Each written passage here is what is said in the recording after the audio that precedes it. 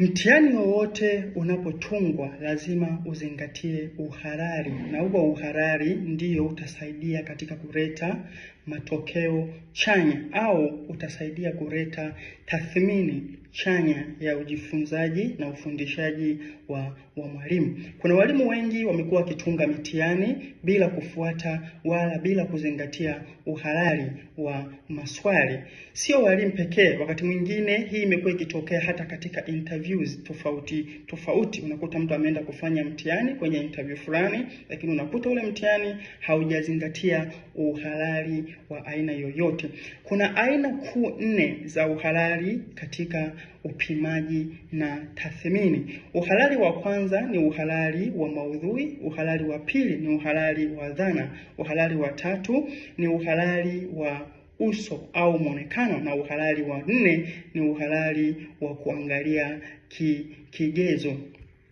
Aina hizi za uhalali, endapo zitazingatiwa katika utunzi wa maswali ya mtihani, zitaweza kusababisha upimaji na tathmini uwe halali na mwisho wa siku kuweza kuleta matokeo halisi au kuweza kuleta matokeo chanya. Uhalali wa maudhui ni uhalali wa aina gani? Uhalali wa maudhui ni ule uhalali ambao mwalimu unapotunga mtihani wako, hakikisha unatoa maswali yaliyotoka katika maada zote ulizozifundisha. Mfano, umefundisha mada 6 za sayansi, maana yake ni kwamba hakikisha maswali yako yametoka katika hizi mada 6 na sio sehemu ya mada ulizofundisha. Mfano, unakuta mwalimu umefundisha mada 6 lakini unatolea maswali mada 3. Hapo utakuwa haujazingatia uhalali wa maudhui. Lakini uhalali wa dhana ni uhalali wa aina gani? Katika uhalali wa dhana ni ule uhalali ambao maswali yanatakiwa kuendana na lengo la wewe mwalimu ulilotaka kulitimiza wakati wa kuwapatia watoto huo upimaji. Mfano, katika uhalali huu wa dhana, hasa tunaongozwa na zile Bloom taxonomy. Unakuta mwalimu umeamua kuwatungia wanafunzi mtihani wa uelewa, yani lengo lako ni kupima uelewa au kupima kumbukumbu au kupima namna wanavyoweza kuchambua au kupima namna wanavyoweza kutathmini. Maana yake ni kwamba katika uhalali wa dhana ni kwamba hakikisha unatoa maswali yanayoendana na lengo lako. Sio lengo lako ni kupima uelewa lakini unatoa maswali ya kukumbuka, au lengo lako ni kupima kumbukumbu lakini unatoa maswali ya uelewa. Kwa maana yake ni kwamba hakikisha maswali yako yanaendana na lengo lako. Lengo lako ni lipi, na maswali yaendane na kile ambacho wewe umetaka kukipima. Lakini aina ya 3 ya uhalali ni uhalali wa muonekano au uhalali wa uso.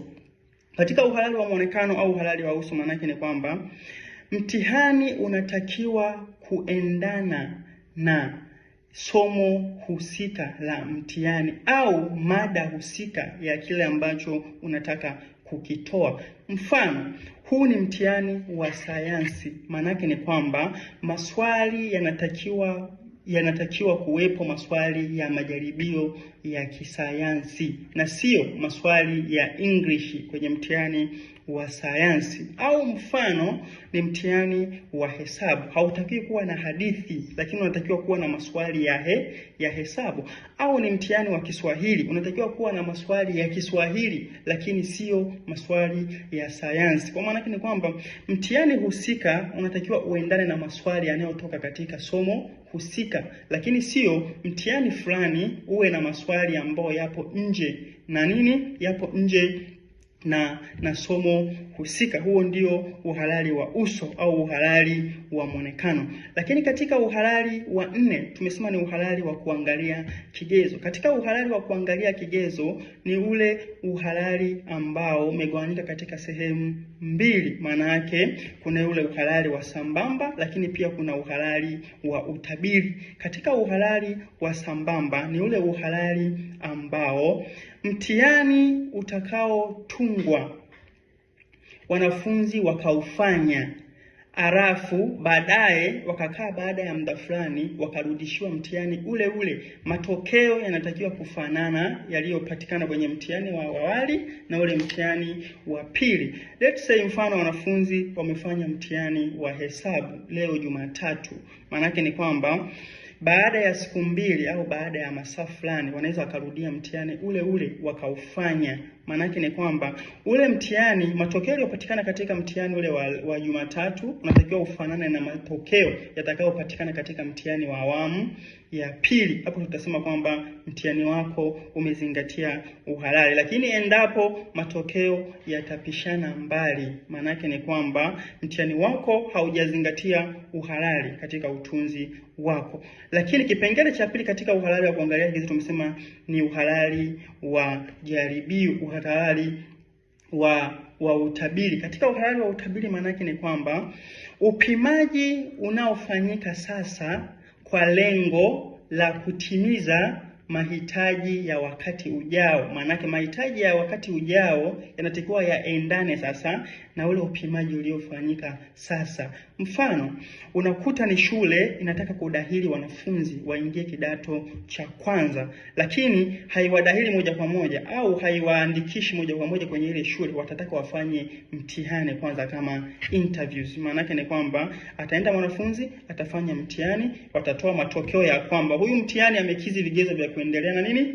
Kuendelea na ile shule kidato cha kwanza. Kwa maana yake ni kwamba kama huyu mwanafunzi kipindi cha mchujo alipata alama 80, alipata alama 70, maana yake ni kwamba akianza form 1 tunataka tuone matokeo yale yale, asidrop chini lakini aendelee kupanda juu. Endapo atadrop chini, maana yake ni kwamba uhalali wa mtihani wa mwanzo wa mchujo haukuzingatia vigezo au haukuwa sawa. Kama ungekuwa sawa, kwa nini matokeo ya mchujo yasilingane na matokeo yake ya usomaji wake kidato cha kwanza na kuendelea?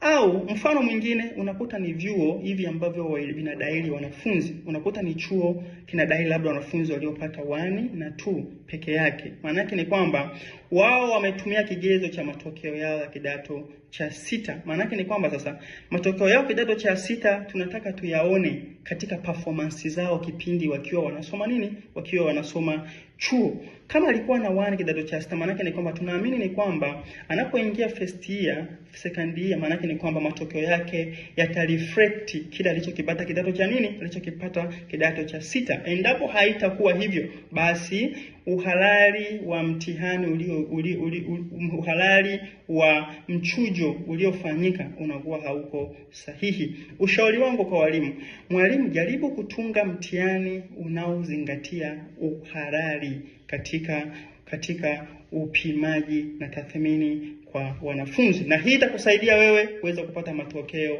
bora, kupata matokeo sahihi.